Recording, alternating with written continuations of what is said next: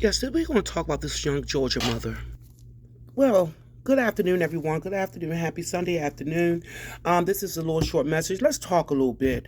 I know everyone been seeing about the story about the little young girl, her little young couple. She was only 20 years old. Very happy. She was having her first baby. Her and her baby father. They was having their first baby. They was just expecting this beautiful little baby boy. They already named this little beautiful baby boy, and something went downhill. Okay, this little young girl, she went into labor. They say like around 10 o'clock in the morning. Her water broke. She went to the hospital, to bring this baby, this beautiful bundle of joy into the world. But something happened at this hospital. Things was not they didn't do things correctly. They had this baby in here suffering, and any woman that had kids, you will know what the labor process is. You know the contractions. You'll know a dilating. You know all the pain that comes with it. So this little girl had a really hard labor. Something went left, totally went left. Went left. Instead of the professionals, as the doctors that knew, that she knew if it was too much to bear. She had a choice in the decision to call other specialists to come in so this baby can have a successful delivery. But she didn't. She didn't. The baby didn't survive. Just check out this footage of her lawyers talking about the very dramatic things that happened with this baby. And it all could be avoided.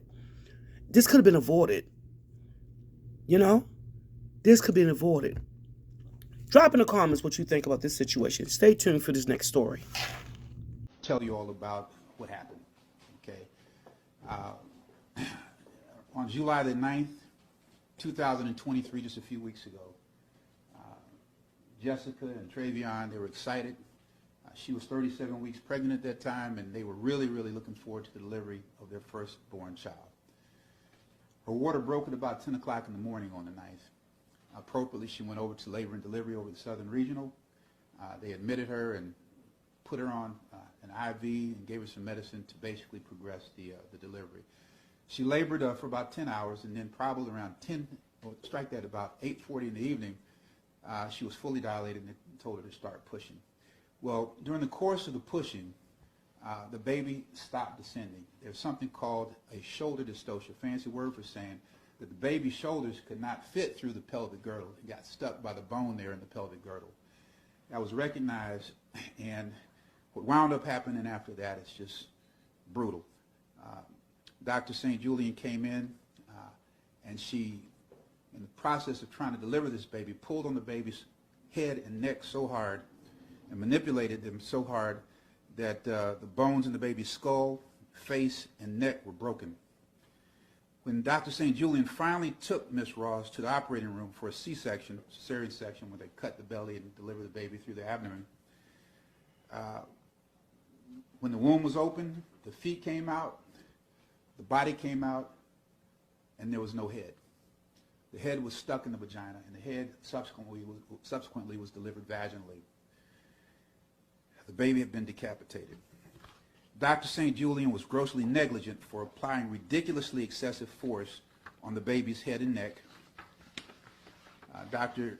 St. Julian and the nurses at Southern Regional Medical Center, they were grossly negligent for not getting the help of the on-site in-hospital OB in a timely manner. They have a hospitalist obstetrician who's there on site. And when doctors have problems with delivery, the first thing you do is call them and you get help. You get another perspective, another angle. This was not done in a timely manner, negligently. And then also the nurses at Southern Regional Medical Center were grossly negligent for failing to advocate and insist in other capacities that Ms. Ross got a C-section quicker, sooner, in a more timely manner.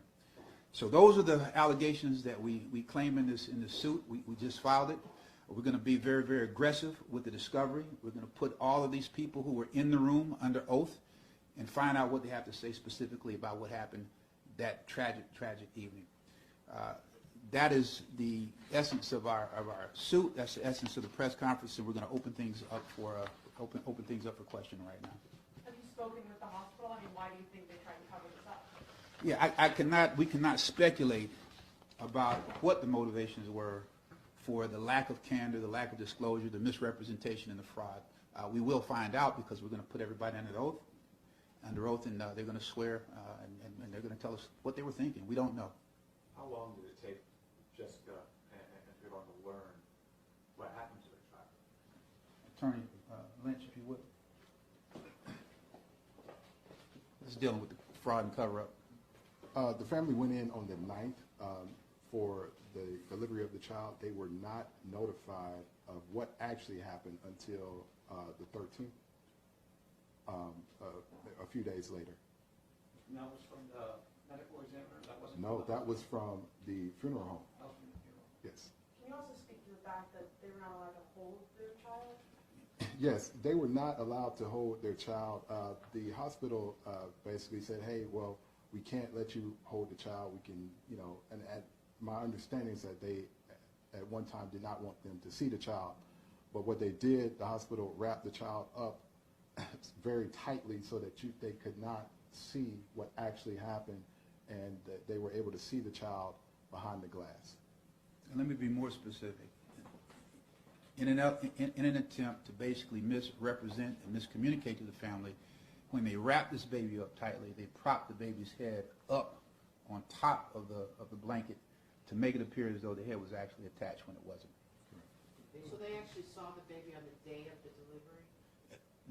The day that morning, well, the day of the delivery, it's my understanding that same day. So when I say same, they kind of went from the 9th into the 10th. So the stat C-section was called at about close to midnight. The surgery was over at 3 in the morning. The first conversation that Dr. St. Julian had with the couple was at about 5 in the morning, and that's when there was not total candor and disclosure at that time. The records reflect that Dr. St. Julian came in the next day and the next day after with the intention of actually telling the couple the truth.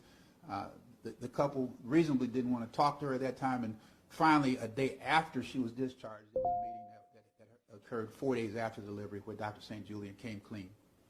Just for clarity purposes, can you kind of go through the timeline of when the birth happened or the C-section? Sure. When they learned their baby did not make it, and then when they learned Okay, what actually okay. happened? And all of this is in the complaint, in the facts, but And can you step closer to the... yeah, all of this is in the complaint and it's in the facts, but the water broke at about 10 in the morning.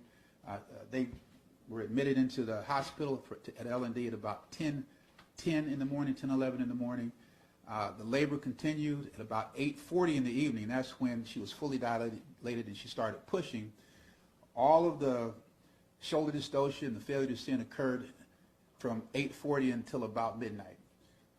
At about 11:49 p.m., after Dr. St. Julian had been manipulating the head and the neck and the like, trying to get this baby delivered, that's when she finally called for the stat C-section. And they took Miss Ross from the labor delivery suite, which is a separate room. The operating room was just right next door. So they rolled through the doors, and then they proceeded and started with the C-section. The C-section, the baby was delivered at about 12:11. That's what the records show. You could go back to the complaint and just verify. But about 10 minutes after rolling the baby back there, the mother back there, the baby was delivered. Again, half of the baby first, and then the head a couple seconds after that.